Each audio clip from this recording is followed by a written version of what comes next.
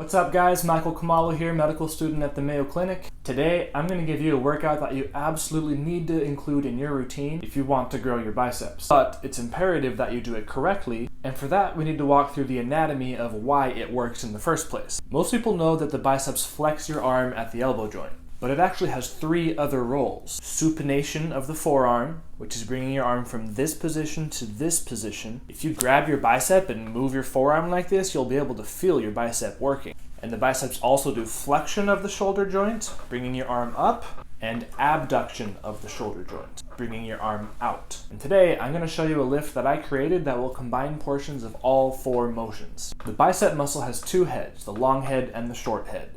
As you can see here, both of the heads insert down on what's called the radial tuberosity in the forearm, but the short head of the biceps does not run up over the humerus like the long head does. Instead, it diverts more medially to originate from what's called the coracoid process of the scapula. So in this lift, I'm going to use that knowledge by bringing my arm out away from my body, creating as much extension in that short head of the biceps as possible. I'm bringing the insertion point away from the origination point.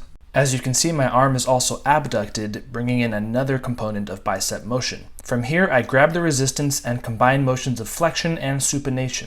In order to really hit that supination and get full contraction, focus on bringing your pinky in towards your face as much as possible. And actually think of trying to drive your hand behind your head at the end of the motion. That will ensure that you're activating the full supination potential of the muscle, especially of the short head. Another cool tweak I created here is that once you're exhausted at the abducted position, simply rotate so that your arm is out in front of you. This will shorten the extension and give you more power, which will allow you to keep going for a few more reps.